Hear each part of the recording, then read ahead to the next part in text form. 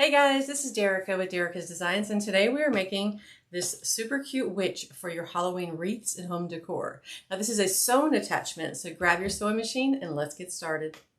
Guys, we are back, and this is a completed leg from our red witch, which I just called it red witch because, well, you know, red. It just makes it easier.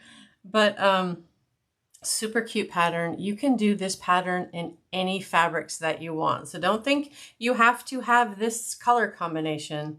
If you have Halloween fabrics that you love, then absolutely grab them, because this particular pattern is so fun and whimsical, and I mean, you can just do whatever you want. And that's one of the main things I love about it. So there's really no rules to this one as far as colors. I mean, heck, you could do one in any color you want. There's just literally no limits. So anyway, this is the pattern for the hat, and this is a big pattern, guys. I know it took a whole bunch of pieces of paper to print it out. But yeah, you want her big. You want her to stand out in a wreath. We don't make them small around here, right? So we're just gonna, the way I like to do the patterns, I like to sew everything first, stuff the pieces. This is the leg. We have one leg completed. I didn't want to have to make you sit through me doing two legs, but I will show you the process as we go. So there's the leg and the boots with this amazing fabric. Now, guys, this fabric is amazing, but please don't think you have to spend that kind of money if you don't have it. You can just use regular red felt, and it still looks amazing. So please go with whatever your budget will do, and what you think you can sell to your customers too. You don't want to put a huge price tag on something and not and your customers not be able to purchase it. So you decide, first thing you need to do is decide which direction you want your little curl to be.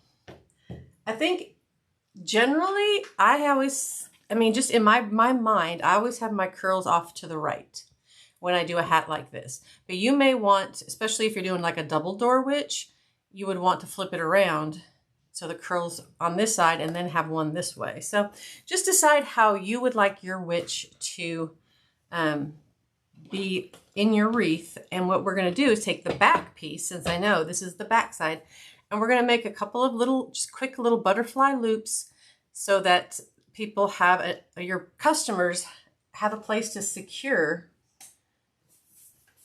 the attachment into their wreath. So you don't really have to be really specific about where you put it. I just put a couple, one up here and one down here, just to give you, they can always cut them off if they're not going to attach them to something. But so you don't have to be super specific. And a butterfly tab like this is just, you fold one side in, it's a tri-fold, guys, and then fold the other side and overlap them. And then you're gonna sew it where they're all overlapping. So essentially you're making a loop this way and a loop this way, and it kind of resembles a butterfly, okay? So we're gonna put another one down here. Now this is a fun pattern because I kind of combined sewing with hot gluing. You know, most of my patterns are that way. I always say, if you can hot glue it and it looks good, do it. You know, don't waste your time sewing every little minute detail, because these are wreath attachments, not, you know, something people want to keep forever. So it's just a simple attachment. This is a fun one too. I like doing these. So I'm lining up my pieces right sides together. I'm going to pin it in a couple of places.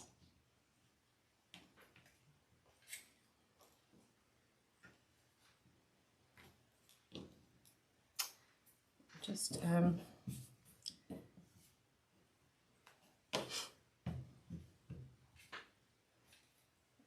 the body part doesn't need to be pinned as much as the curly Q part up here. So I like to just make sure everything is laid out flat, and hopefully, well, I guess when you put the tabs on, you have to separate them, but hopefully the pieces, you cut them together so that they fit right together, so that you don't have they should be exact. They should match up exactly. Just kind of work it around until everything looks good. There's somewhere, especially in this end, you want to throw a pin. All the curls. Now I don't pin all the way around the edges. I pin in the center. That way I can keep sewing as I'm pulling my pins out, but you pin however you feel comfortable. I just don't think, to me, I've done this for so long, I don't need to pin, you know, all the way around the edges. To me, it's not necessary. All right, so let's grab our guy over here, and we're just doing a standard straight stitch, 1/4 inch in seam allowance. You know, pretty basic. We're not doing anything fancy. When you get around the curly Q, you just got to slow down a little bit because it's, you know, you don't want to cut that off.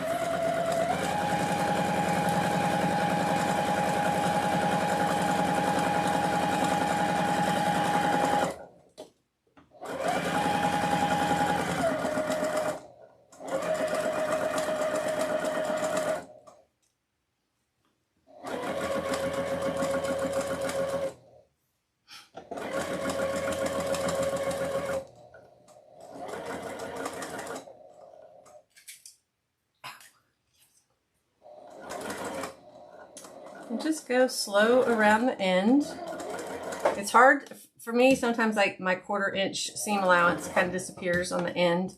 So sometimes I will go back over the end just so, like, well, you can't see it from that far away, but there's a spot right here under this curl that my seam allowance got. It's probably only 1/8 of an inch. So I'll have to go back over that when I flip it around. Just so that when I'm stuffing it and putting pressure on it later, I don't bust out a seam. Because fabrics will fray, and this is just basic, very thin cotton fabric. So if you're right on the edge, a lot of times it will just fray and pop open. So give yourself that extra seam allowance if you can. And if not, go back over it when you're done. You can always re-sew over it just to reinforce it.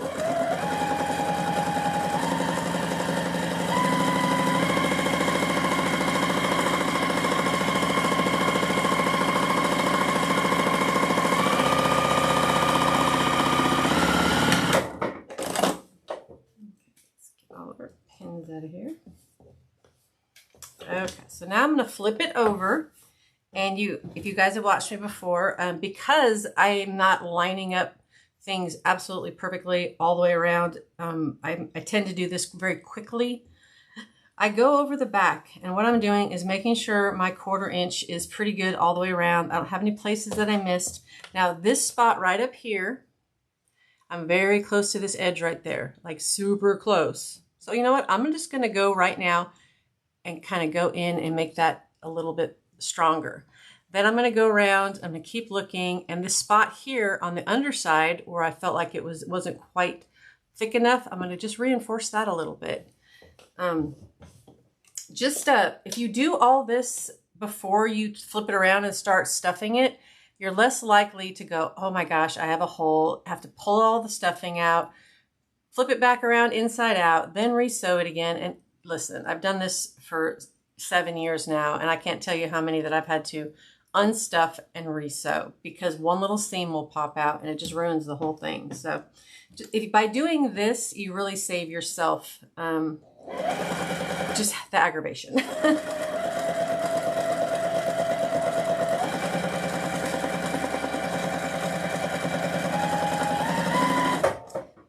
Also, if you're ever sewing things like lycra, satin, anything really stretchy or slippery, I guess is the word for it, doing 2 stitches on the whole project literally will make it so much easier for you. It's a little extra work having to sew it, but honestly, the sewing machine's doing all the work. All I'm doing is holding it, right? So personally, when I'm using a fabric that I know is very lightweight, very stretchy or satiny, like it slips and slides on itself, no matter how much you pin it, then I will double stitch it. Just for my own personal, because I don't want to go through all this turning around and stuffing, only have to pull the whole dang thing apart again. That's a lot of work. I'm trying to find my turner. I don't have it.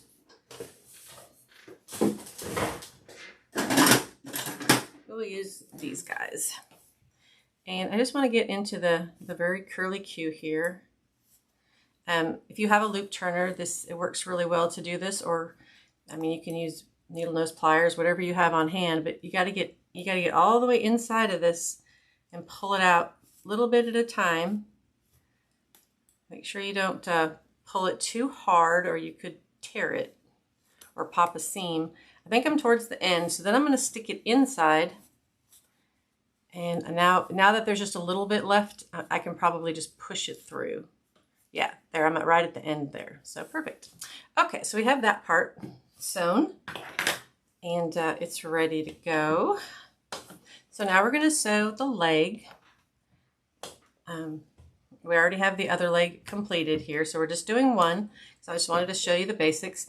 Now, when you do an extra wide leg like this, when you have stripes, what that does is it keeps you from having a seam down the middle, and then you have misaligned stripes on the sides of your legs. And depending on how your customer, if they want to do their leg to the side, then the seam is back here. But if they want to put it straight forward, the seam would be right here if you did 2 3-inch pieces instead of 1 6-inch piece, and you would have misaligned, mismatched stripes. So whenever I'm doing a striped fabric as a leg like this, I do the extra wide. Now it makes it a little more tricky to do the boot part. Well, it's not too bad. So what you would do is think about it. If you were sewing this, if you had a 3-inch strip and a 3-inch strip and they were separated, and you would take your boot and you would put it like this on that 3-inch strip, and then you would sew that, right? And then you would open it up and sew them together. So we're essentially doing the same thing, only we have to do them together on this piece of black and white striped fabric. So you put them like that. You don't want them overlapping right here. You want them just side by side, straight line. You want them pretty side facing together. You want the right sides together as usual. Even if we weren't doing it this way, we would always sew right sides together. And then you would just sew all the way across this.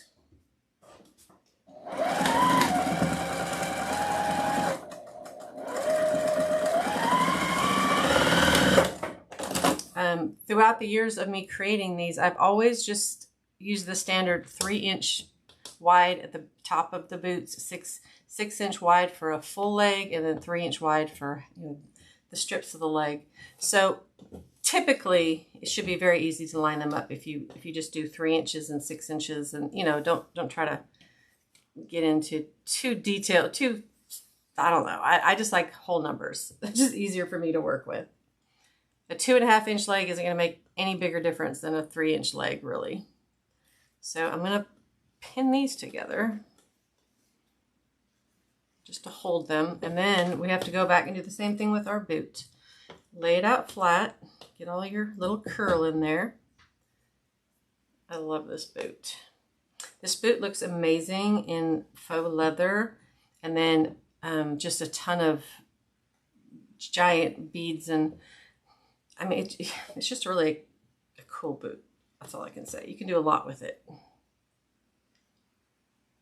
And if you had my patterns in the past, you probably already have a couple of different styles of witch boots. So they're kind of all really interchangeable, unless I'm making something that is really small, like a mini. When I do mini legs, those are usually 2.5 inches because that gets a little skinny. It's hard to stuff the real skinny ones. So I found that the 3-inch width, even though yes, I know we have a 1/4-inch inseam on both sides, but it turns into a 2.5. But I always, in my mind, I always think about it what I cut it as, not what it ends up as. So 3-inch leg just works. Now this did not line up well. This one, this fabric, because it has this spider web on it, it's a little rubbery.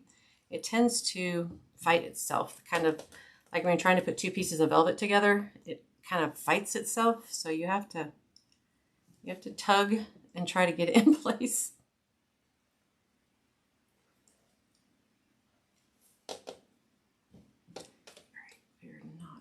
We are not winning this battle. There we go. got that part, so I'm just going to pin it so everything else will fall in place.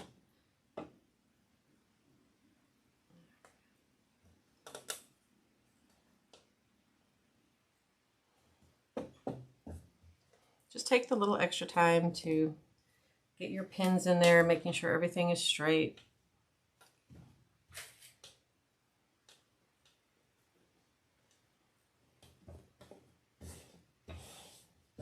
This fabric does have some stretch to it, so it does give you a little bit of leeway as far as getting it lined up perfectly.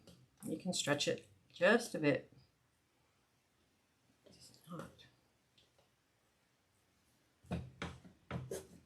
Okay, so to me that's plenty of pins, and as we go along, because this fabric is stretchy, I'm going to really go kind of slow and move it through the machine. So this is not working. Sorry, it keeps really pushing away, and I'm not sure. I don't think these two pieces were actually cut together. That's my problem. So see, like every time I touch it, they get further and further away. Sometimes you just have to fight with it. It's okay though.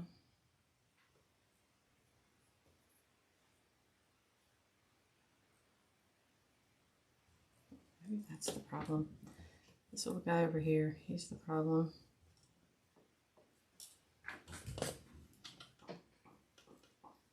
Just have patience with this part. It'll just make it easier for you when you're finished, and you can flip it around and know that, you know, you're not going to have any little problem areas. Okay, there we go. That looks better. All right, so now I'm going to start up here.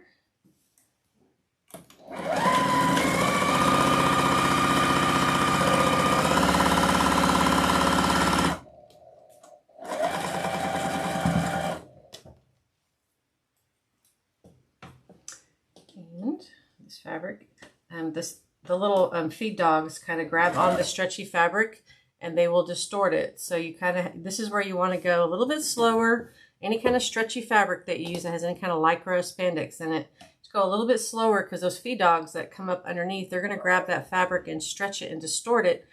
And if you're going too fast, you're not going to be able to fix it. So like right now, oops, as we go along, I can grab the fabric, kind of put it where it needs to be, sew that section, go to the next section.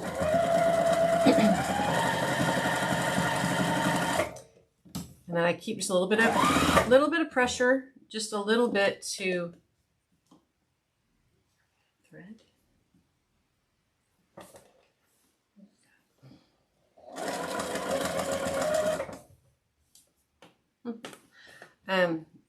You just want to hold it a little bit, just so you get a nice tight seam.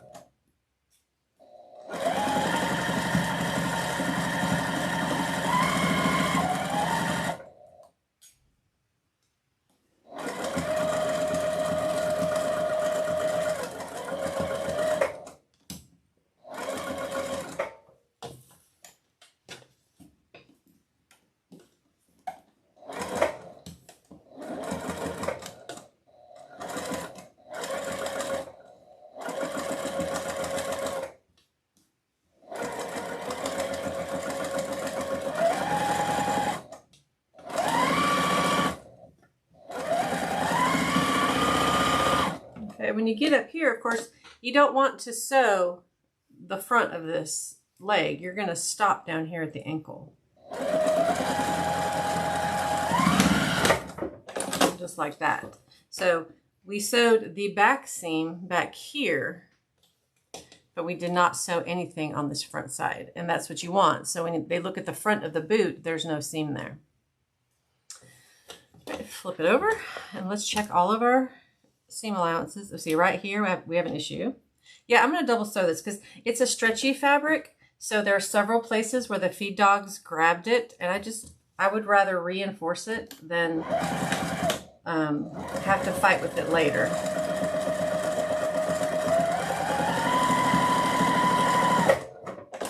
That part.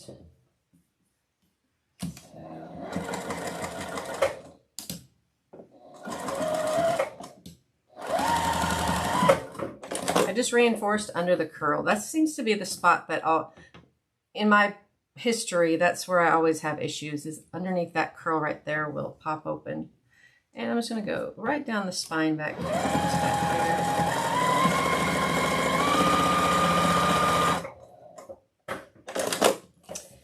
and we might, this little area right here, I don't like the way it kind of bunched up a little bit where the big dogs grabbed it. So I'm just going to go over it really, just this, reinforce this little corner right here. Just like that. And that's it. There wasn't any major issues on the boot, but there were areas where I could see that it was a little bit thinner or just a little bit. I'm going to go ahead and throw an extra stitch on it. While I'm out here with the machine, there's no point, you know, not going ahead and just fixing it really quick. So I'm going to gather it and grab it as much. I just get the heel because this is a pretty big boot. Don't want to pull too much through at one time because you could pop a seam as well.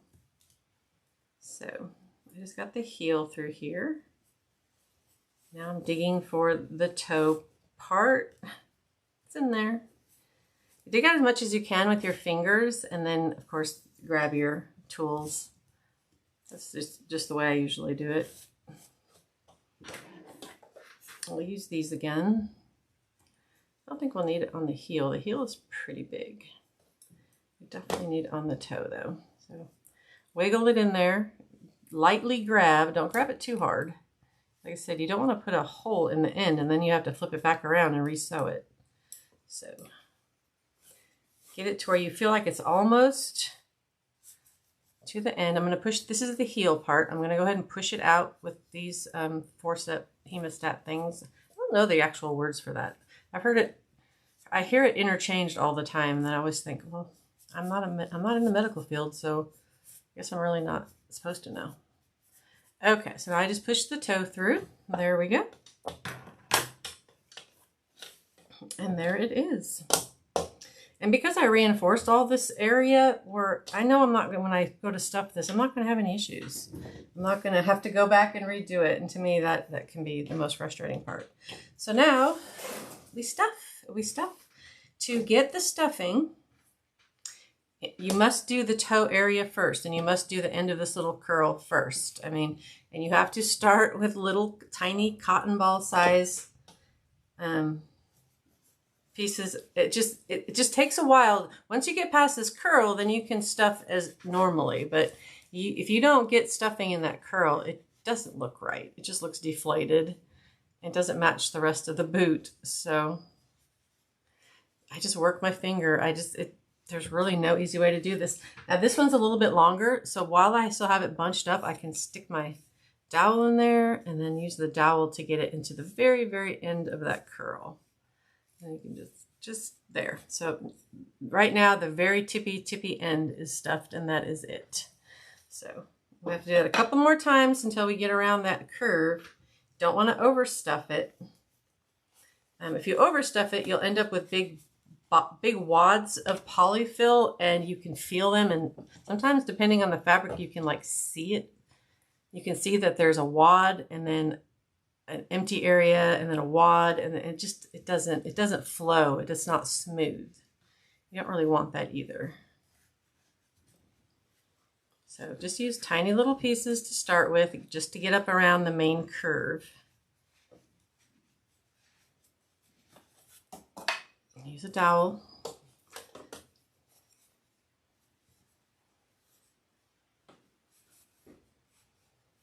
There we go. So now we have that much stuffed. And now you can just keep working that all the way.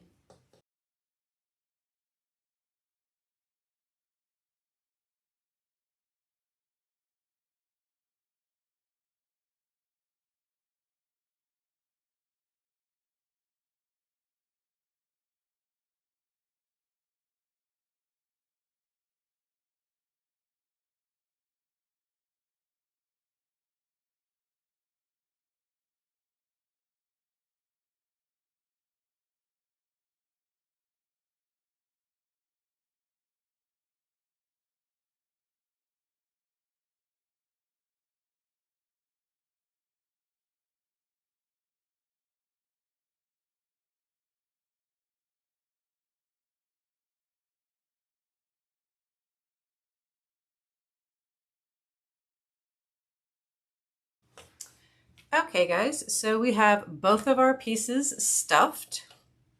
It did takes a little bit of time, takes, you know, it's, you don't want to not stuff this enough that this becomes floppy. You don't want any breaks in the polyfill up here where that, when somebody were to put this into a wreath, you know, vertically, it flops or falls or just doesn't, the pattern is made so that it stays in this nice, like tight little curly Q.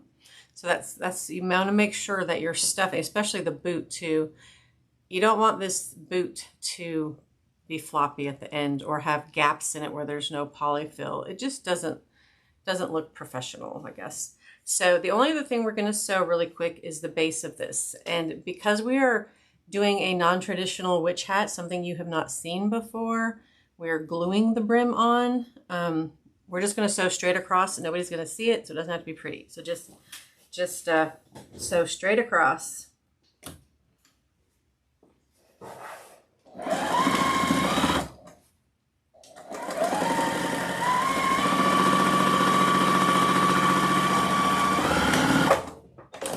Just like that. So just to hold the polyfill in. Okay, so you will need a couple of pieces of wire for the legs. Now you can sew tabs up here at the top of the legs if you do not want your legs to be posable, bendable, that sort of thing. I've just always thought, well, if they don't want to pose it, they can still use the wire to hang it and attach it to the wreath frame. But if they do want to pose it, they have the other option. So I like to use wire, but it truly doesn't matter. You can just sew a tab into the top of this to where they can hook that tab with a pipe cleaner inside the wreath frame. Either way, sometimes with the hands I will do that because the hands they don't always need to be posed. But with the legs, I like to give my customers the option so that you know, they can decide. I don't decide for them. So I ran my wire through. I popped it through here at the ankle, you can see, and then I used a pair of pliers and just bent it upward. That way, when you tug on it, it's not going anywhere. So when it's attached to the wreath, it's not coming out, right? And I bend that down to where it's not sticking up. And then I'm just gonna glue the end. I don't really take a lot of time and thought into this. I tuck it under so that all the raw edges are tucked inside like that. And then I just put some, oops, I have dropped that 3 times already. I put some hot glue inside the opening there. Sorry, I can barely see myself here. I just put some glue in there and then just squeeze it closed. I'm gonna get glue everywhere, I have a feeling. I didn't, it's hard for me to do this and show you guys at the same time. So we're just winging it. So like that. So now, because we have a piece of wire sticking through, obviously you don't want to sew it closed. So I just put some glue up there, and that part is shoved up in the deco mesh and in the wreath. So nobody's going to see it. Pick up my darn bucket again. Alrighty. Now, once that is cooled, I just curled this over so it doesn't poke anybody, and then just lay it down on the side, just like that, so that it's there. It's a very easy wire to attach to a wreath frame. But like I said, they have the option to bend it's not like the best bend, but if they wanted to do the legs facing the same direction, you know how like she's walking kind of, and then put another leg back here like this, they can do that. They don't have to be like this all the time. They can be the same direction as though she's walking. Does that make sense? Yeah. So that's why I put the wire in. Gives the customer the option to how they want to do it. So for my buckles, I just used the, it's not foam sheet, it's glitter sheet. It's sold in where the felt sheets are. There's several different kinds of glitter sheets like this. Just pick one you like, pick the color you like that matches what you're doing. Don't have to. And then you can do something else if you want to too. If you have if you want to put the balls on here like bangles and things. But because the spider web is on here, I didn't want to cover too much of it up. So I'm just going to take it. And I'm doing this one sideways just because of the way this boot is, but you can do it vertically. I would not put it up here though, because these feathers are going to cover half of it.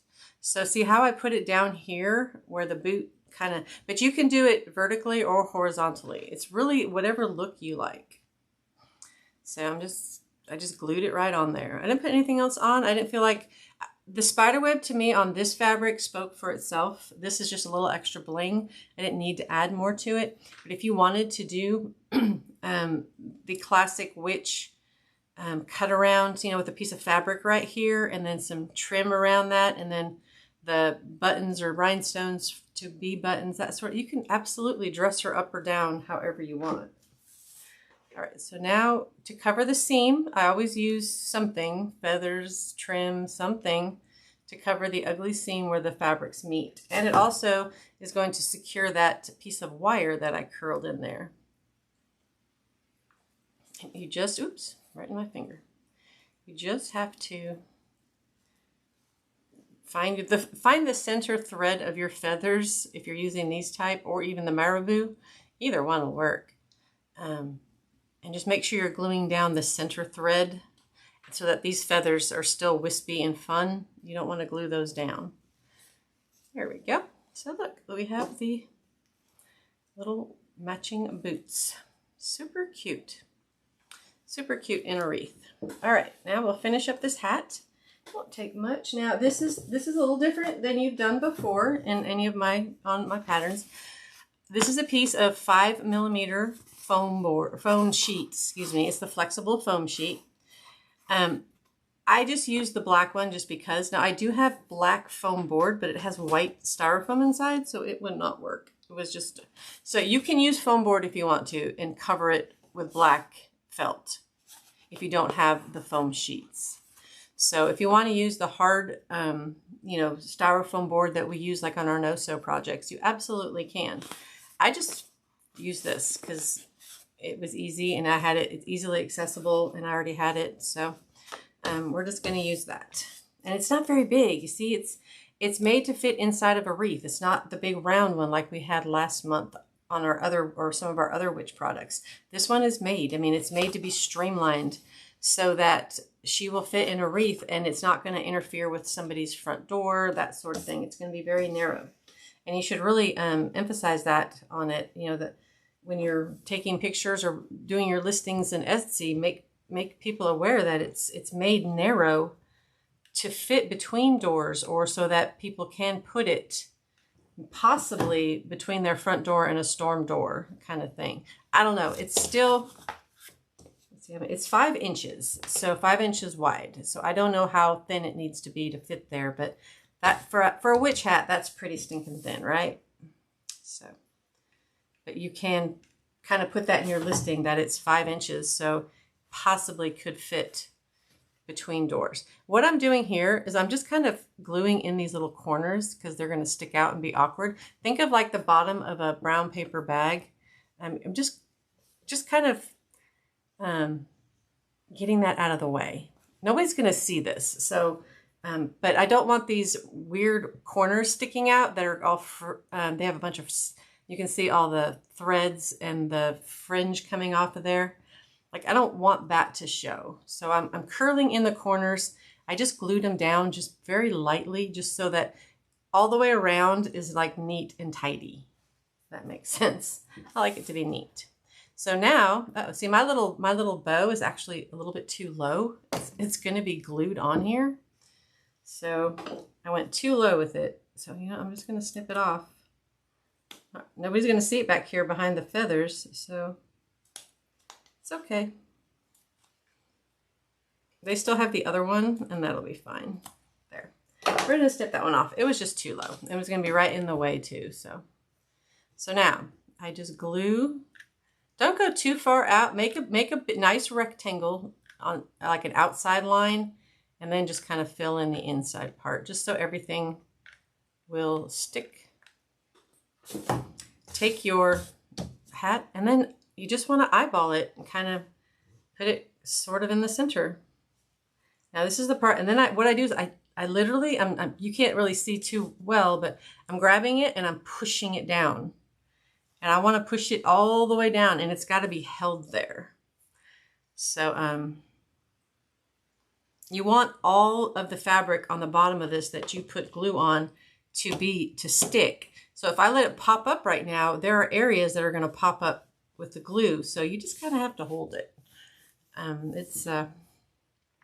Make sure, get everything to cool off. If you have a can of air, you can spray it and cool it off a little bit. But I just hold it. Just give it a minute or so. Don't be in a rush.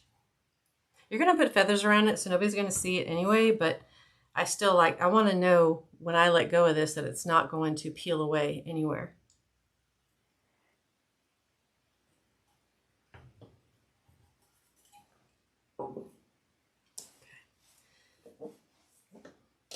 So there, you can see, just glued on there.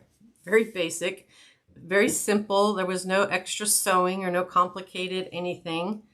It's just, you just glue it on there. Now, if you had covered this, you can cover this foam. Sorry, I'm getting mixed up. You can cover this with felt too. If you feel like you don't like the look of this black foam, you want it to be finished and covered, absolutely cover both sides with felt. Okay, so now we're going to, I just cut a strip of the boot fabric so that they, coordinated. I don't even know how long this is. It's just a strip. If it's too long, you can trim it. If it's too short, then, I don't know. So it's like 14 inches, I guess, a 14-inch rectangle. But I like to bunch it up. My glue gun out here. I don't want these raw edges shown. So I like to kind of curl it and bunch it up like that.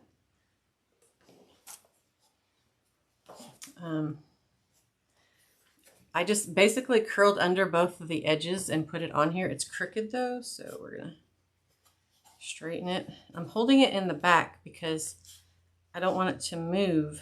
I'm going to go ahead and just glue a strip at the top and a strip at the bottom underneath it. I'm kind of going up underneath it like that. So it'll hold it in place just like that. I'm giving it a second, and then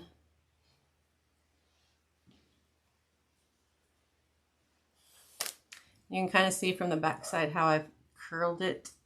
The top and the bottom is kind of curled just to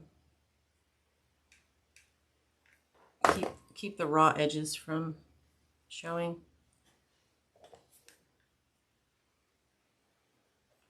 And just throw some glue on there. Not too concerned with the back side. Do the same with the other.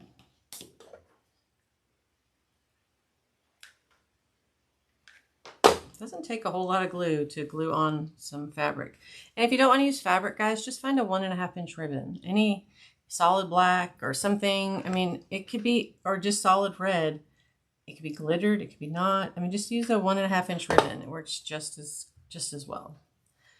I just wanted to use this because it matched the boots, but it doesn't have to, as long as it's the same colors. So when you ouch, the glue again, you flip it over.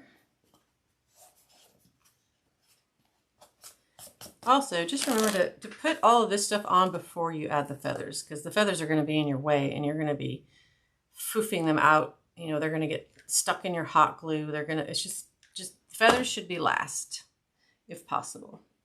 And you're going to put your buckle on there. Just try to center it. As long as the band isn't wider than the buckle, it'll look okay. And it can't be thinner where it needs to cover the entire opening of the buckle center. Like you can't, if you use like a 1-inch ribbon, it would leave a gap in here and it wouldn't look right. And you don't want your band to be wider than your buckle. So if this buckle is, say, 3 inches tall, then you want your band to be 2.5 inches at the most, or somewhere in that range, Don't have to be precise with it, but you definitely don't want your band to be wider than your buckle. It just doesn't look right. Think about how buckles look on clothing. The buckle's always just a little bit bigger. Okay. So now this is the not fun part. really don't like working. I'm just going to put glue, oops, all the way along this front edge here. Doesn't need, grab my feathers, and we're going to, now that the feather, I'm going to work it around so that I know that that string that's holding these feathers together is, the center of it is getting into that glue. And you can do this little bit by little bit if you want, but these feathers just get in the way. Like, there's nothing you can do about that. You just have to work around them. I need to cut off the end of this one. Okay, so when we get to the back side, a line of glue right around, right on the edge. You don't have to glue the whole top of this. You just need one line of glue. Now that little bit of feathers was not quite enough. I have a bit of a gap there with no feathers, so we'll just cut into a little piece.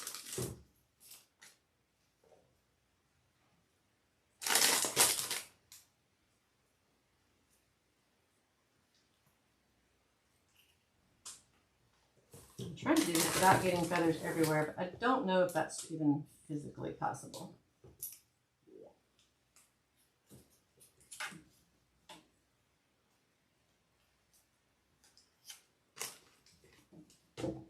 I love the look of these feathers, but again, it seems like the things we love the most are the things that are sometimes the hardest to work with, at least in my line of work here. So put another line. I'm just going to put my little filler piece in there. You're not even going to notice it. The feathers are so crazy, and they go in every different direction, so you're not even going to notice if you put a little filler piece in there at all. There we go. So you can kind of see. Let's do the front, and we're going to shake it off really good. You're going to lose a feather or two. It's bound to happen. But that is it, guys. That is this cute little witch.